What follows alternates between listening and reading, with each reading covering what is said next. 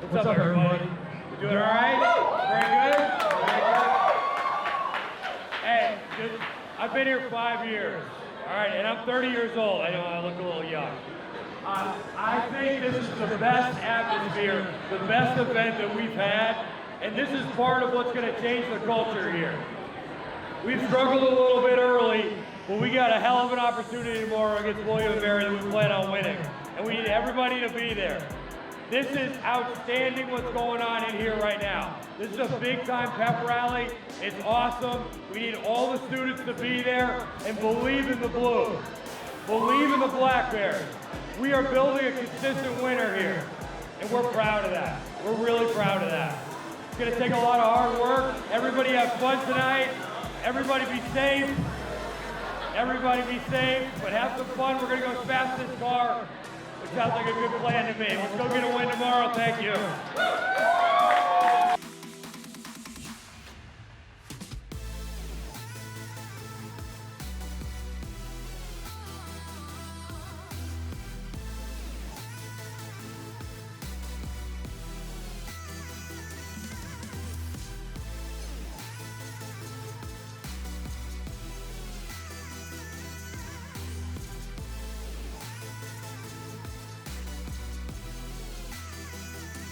Anything in here to get anybody going for this game.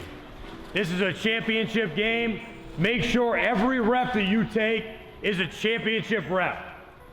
It takes everybody in this room to win this game. Every single person. Bring energy. This is our field. This is our house. Find a way when things get hard to keep playing at that championship mentality. We need one. We need one. One play, the series, the quarter, the half, the game. Build on it. Guys, let's play together. Let's play together and have fun. Let's play together and have fun. This is a family. Let's go get a win. Let's go get a win for the University of Maine and go do that right now. Let's bring it up. Here we go. Yes, sir. Hey, always remember, this is a family. We break it down on family. Let's go have some fun as a family. Family on three. 1, 2, 3. Here we go.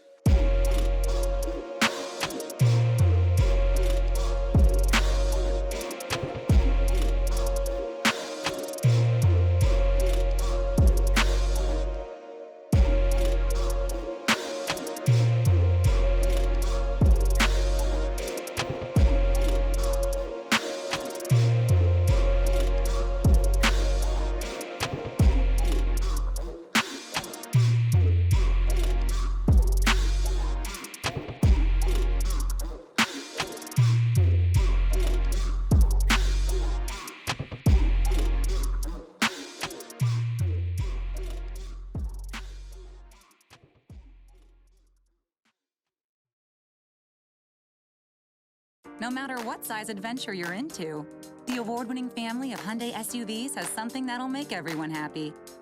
Lease the Hyundai Tucson for $229 per month. It's your Hyundai. Find it at quirkhyundaiofbangor.com. What motivates us at Casella? I want to help our customers recycle as much as possible. Because I care about the environment and how our company impacts our towns. And at Casella Organics, we find new uses for all sorts of materials. It's hard work. But I'm helping people every day. And that makes me feel like part of the community. A community I care about. So I do everything I can to sustain the resources of our environment. Casella, dependable, caring people, part of your community. Take the guesswork out of creating your new kitchen or bath with help from the design professionals at Hammond Lumber Company's Kitchen, Bath, and Flooring Center. Bring in your own ideas or get inspired by Hammond's complete in-store showroom displays. Hammond's designers can show you several variations on your project with accurate 3D renderings. Hammond's design services are included when you purchase your materials from them, and of course, delivery is free within striking distance of any Hammond location statewide. Hammond Lumber Company, your building project partner.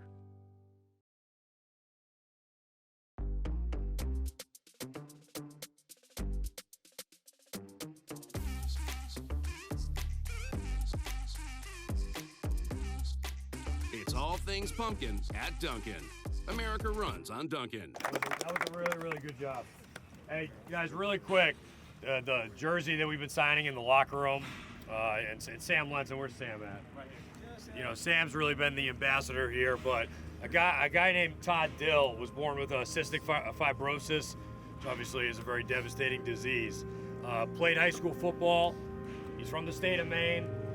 He had to be fed through a feeding tube in order to play, so he got enough calories throughout the day, but wanted to play so bad that he kept going. Right now, he's on a list for a double lung transplant. He's 23 years old. So he's fighting for his life right now. Obviously, we signed a few things for him. He's gonna be on the sideline. He's gonna be down here. So I'll point him out, but if you get a chance, just talk to him really quick, say hi.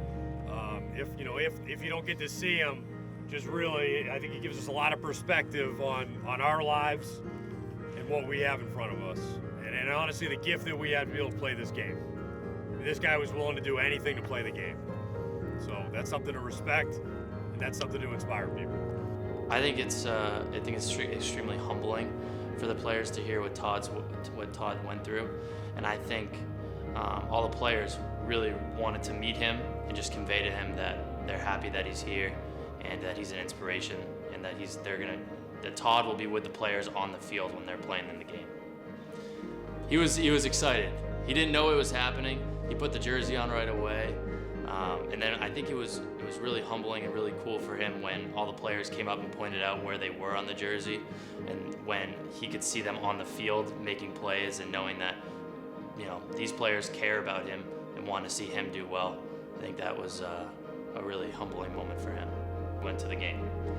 I thought everything that we did leading up to the moment that he got the jersey, when he met the players, when he met the coaches, I think it was just very eye-opening to him that we have a support system here that I don't think he had before, and now he has 90 guys on the team and 15 coaches that are pulling for him and care about him and want to see him be successful in life. Long snappers, he's the kicker, so you gotta make sure every time he's gonna split the uprights all day today, right? It's all for you. I'm really excited for that. Yeah. Nice day. Thanks for sharing with us. He's got the jersey. It's all good. He's ready to go. He's got his main swag now, right? He's all set. All right. Just want to introduce you guys, all right? He has been to UMaine before, but he's never been to a UMaine homecoming. UMaine homecoming's special because everyone comes together, whether it's a tailgate at the game. Everyone's here for a common cause, and that's because we all love the University of Maine. He played a special role in that, being the honorary captain in the game. He went to the tailgate, he met the players, he met the coaches. He felt love that I don't think he ever felt before from this UMaine community. I think he expected to come here, get tickets, sit in the stands, watch the game, leave. That's not what exactly happened and went down. With coming in, meeting the coaches, going to the tailgate, meeting the players, getting a sideline pass, getting a signed jersey, being the honorary captain. I just think it was extremely humbling for him to know that there are a bunch of people that care about him far and wide. Coaches, players, support staff, fans, cheerleaders, they all came together to support him in the special moment of being an honorary captain. I think when he left the day, he felt, when he quoted himself as being the best day of his life. And I think UMaine played a special role in that. It's special. Like you don't, whether it's the tailgate or it's the game itself, there's just a different buzz about it. And the fact that he could really immerse himself in the UMaine culture at its finest and see how UMaine responded to his story and how we brought him in. I think he was pretty excited about and had no idea about it, to be honest with you. I don't think he knew that it was going to happen.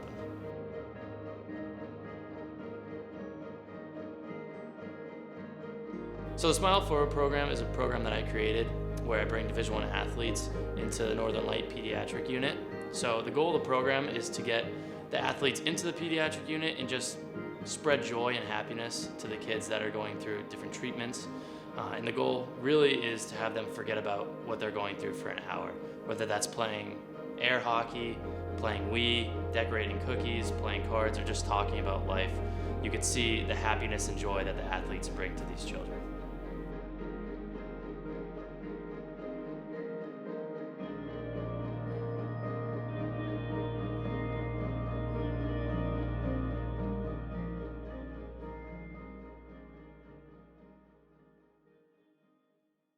What motivates us at Casella?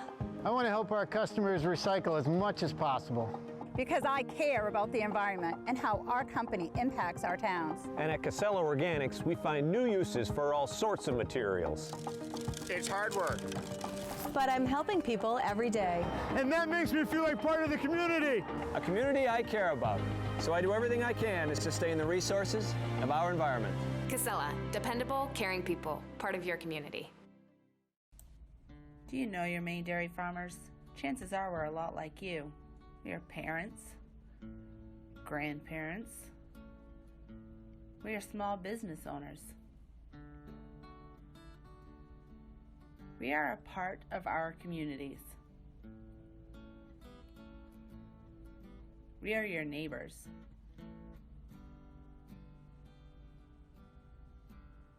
We are undeniably dairy. What makes a legacy? It takes more than bravado, more than your attitude, or the face you show to the world. Your legacy is your story. The place you carved for yourself in history, and who you helped along the way. The actions you take to earn it. The things you do even when the sun isn't around to see them. Our legacy, helping you build yours. Visit FisherPlows.com or your local dealer for more information. Make a Dunkin' run for a $2 pick-me-up and avoid the afternoon drag. Should have got one for John. Yeah. Sorry, John. It's okay. Come in for a $2 medium latte or cappuccino from 2 to 6 p.m. America runs on Dunkin'. Fall in love with a brand new Subaru Impreza, featuring symmetrical all-wheel drive and seating for 5. Lease for only $239 per month. It's your Subaru. Find it at quirksubaru.com.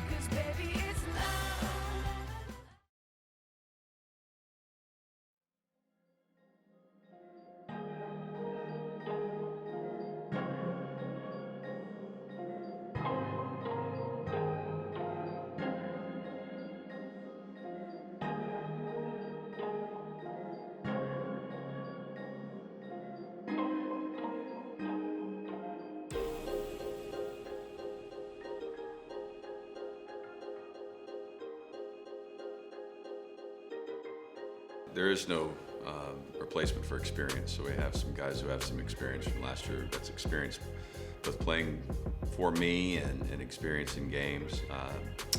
You know, there are 3 guys that returned that had significant roles on our team. You know, Andrew Fleming obviously is the most notable one, Sergio Eldarwich and Bill Larson as well. Mix Antom's played some as you know, off the bench as well. So we've got those 4 guys returning.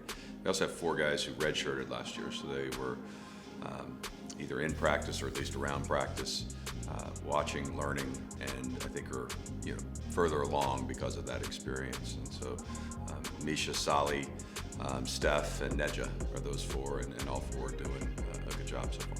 And we have 14 games in our non-conference schedule. Pretty strong non-conference.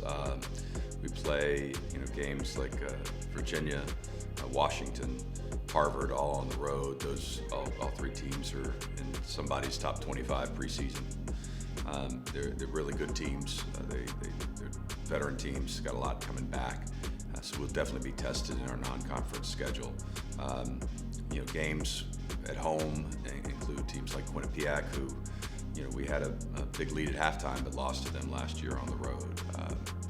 Dartmouth, who I think is will be a competitive game for us. Columbia from the Ivy League, and another team that really talented, some really good players in the Ivy League. It's a good league, and you know, looking forward to, you know, kind of matching wits to them. We start off with Merrimack. Merrimack is transitional Division I, but they probably would have been picked to win the Division II national championship last year. You know, bookies probably have them as the favorite playing here in that first game. So anyone who thinks that's going to be an easy one is mistaken. They shoot threes, they junk defense, play a lot of zone, got really good guard play, guys who can fill it up. So that's a tough test, even right out of the gate. So we have definitely have our work cut out for us, but I think that this team will grow through the non-conference schedule, and I think we'll be ready once conference play arrives. Well, America East starts in January, so how prepared we are has a lot to do with what happens over the next 2+ months, and the games that we play certainly are part of that, but every bit of it's, practice too. And we have 11 guys who didn't play last year that are playing, so that's a lot of people to integrate. That's a lot of things to figure out, chemistry to build. I think we have to have some patience, in terms of getting there. At the same time, I think we all have a real sense of urgency because we want to be good, not only for ourselves, but for Maine. We believe Maine deserves a really good men's basketball team, and we've got some guys who are working really hard to make that happen. But there are some things, like we talked about, experience that you just can't substitute, and so what happens over these next 2 months will really determine how we head into conference play. Consistency every day in practice, consistency in our games, consistency from our individual performers. We would have letdowns in games that would cost us games, and so the record was what it was, and that's who we were, and we can't run from that. We can't shy from that. We can't say just because we were competitive in games that we were better than that record. No, we were what the record was. We've got to own that. At the same time, I don't think the record indicates the potential, and it may not show how close we are to getting better. So, athletics is the magnification of small differences. And the difference between a University of Vermont, who's a preseason top 40 team nationally, and the University of Maine is not that they score 200 points a game and we score 40. It's the small differences that add up over time. It's being operating at 55% efficiency instead of 48% efficiency. It's shooting 45% as a team instead of 42% as a team. It's the difference between making 1 or 2 more shots a game or not forcing 1 or 2 passes. It's the difference between waiting on a screen and coming off and your teammate gets called for an illegal screen because you didn't wait. Those subtle things, the accumulation of those things ends up being the result of a game, a win or a loss. And then, of course, those results are then magnified over the course of a season. We're not as far as maybe the record would indicate, but if we don't do those things and we don't play with consistency, we'll probably be right back where we were. Yeah. Well, I think we're still figuring that out. I think what's true is that we have talented players. We have a nice mix of skill, size, and ability, right? And we also have good guys. I think they're committed to doing things the way we're asking them to do them. There's still a learning process with that. That doesn't just happen overnight. But I think their commitment level is high. They're character kids, people that we enjoy being around.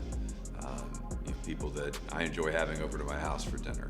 Kids that I would feel very comfortable bringing small children around and letting them be role models. So I think all those things are a start.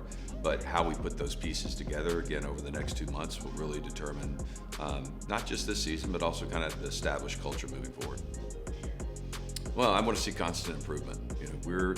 My experience is in the second year of being a coach at a program that's really like starting over. The first year is kind of putting a bow on the previous coach's tenure. It's learning new ways of doing things. It's adjusting, getting your feet wet, developing strategies. After the first year, you have an idea of kind of what you want to do, and then you start it. And so that's been my experience. So I think this is just the beginning. I think this is where we really try to establish culture, identity, somewhat style of play, character, what we expect on a daily basis. And as we start to see some consistency in those things, both because we're doing a better job as coaches and also because our guys are understanding it and meeting expectations each day, I think then the play improves.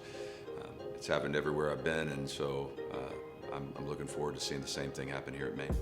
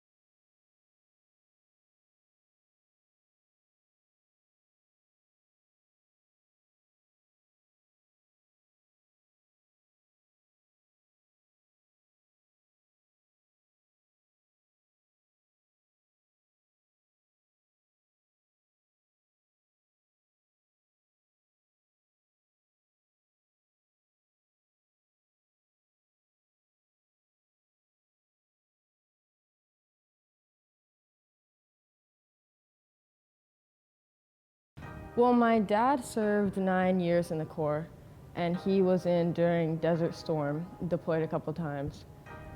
And that's something that, my dad's the type of guy that no matter what he has on his plate, if you need something, he'll figure out a way to get it done, and he'll do the best job at it. Like, I remember when I was a kid, he was working 24/7. Like, I don't even know if he slept. And I know that that's just a product of the Marine Corps and the values he has being the same as the values of the Marine Corps. I learned last year coming back, I learned real quickly, there's a way you talk to people, you know, at OCS that you're not gonna talk to your teammates that way. I'm not just gonna run around, you know, yelling at people all the time. But one thing I did learn is discipline and confidence. And those two things have really helped me a lot this year.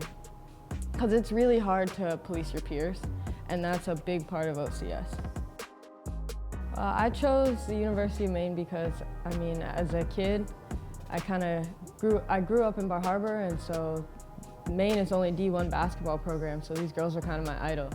So it's been kind of a blessing to be able to, you know, follow their footsteps. Last spring, we sat down with the team and we were talking a lot about different things, leadership being one of them, and we talked a lot about characteristics of leaders and what that consisted of. And at the end of the meeting, I asked the players to list their top 3. If they had to pick a leader right now on our team, who would it be? And Sierra came out first by a landslide. It wasn't even close. I was surprised because people know that I like to work hard, but so I wasn't sure how that would resonate because I don't really play on the court, you know? So to know that my teammates still respected me for a work ethic, even though I'm not playing, that was a big deal. Playing time doesn't dictate whether you're a leader or not, you know? There are a lot of really good leaders who never play, and there are a lot of players who play all the time who aren't good leaders.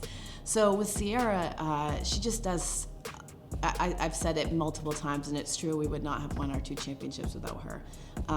She is one of those players and one of those teammates that always is looking out for each other, and always looking out for her teammates. If a teammate needs something, they go to Sierra. She takes care of everyone, and at the same time, she's very demanding, you know. being a Marine is not easy, and she's very, very demanding of herself, probably more than anybody else, but at the same time, if something's not going well and she doesn't like what she's seeing as far as work ethic with the team, you'll hear her voice and it will be loud. And the players, her teammates, really respect her and they listen to her, and that's just a really cool thing.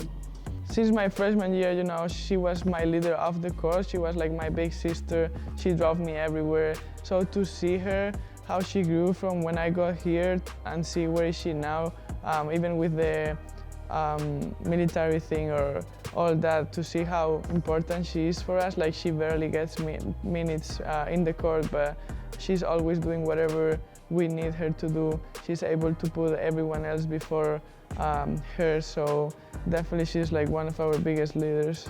What I love about Maine the most, to be honest with you, is my teammates. Like it's cold in Maine, you know. It's a small campus, which I like a lot because we really know everybody pretty much, especially in the athletic world. But when I leave or we go home and we have summer break, the one thing I think I can attest to all my teammates when I say this, we're most excited to come back and see each other. And I think especially when I talk to other players who might have transferred here or players who might have left and, you know, we get to talk to them a little bit, that's the one thing they say is Maine is really unique because we have a serious family aspect to our team. A typical day, so I woke up at 04:15, depending, because you gotta do your hygiene. Takes a long time to get the hair right the way they want it. And then at 05 is lights, technically, so that's when everybody gets out of the rack, they get out of their beds. And you get online, you'll get messed with for half an hour, you're gonna clean the squad bay. And then about 5:30, 05:45, you go outside and you have PT, which is physical training, so probably, it's a lot of running. It's a lot of running and circuits, body weight exercises, mostly cardio.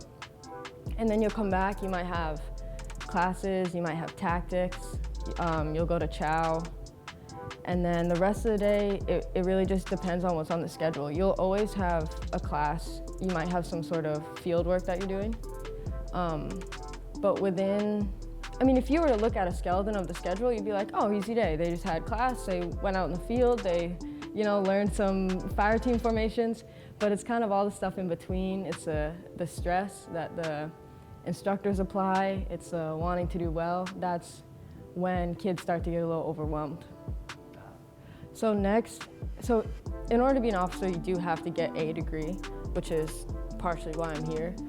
And then after I graduate from college, I'll accept my commission as a second lieutenant. And then I'll go to TBS in Quantico, which is the basic school.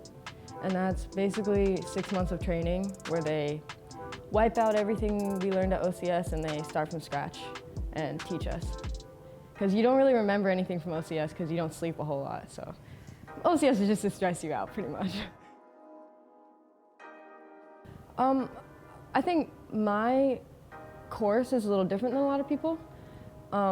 I get to kind of enjoy my education just for the sake of, having the blessing to have an education, but I don't necessarily need it for when I'm doing the Marine Corps. I don't necessarily need to have a political science degree. So I've been kind of blessed to be able to just pick out classes that interest me.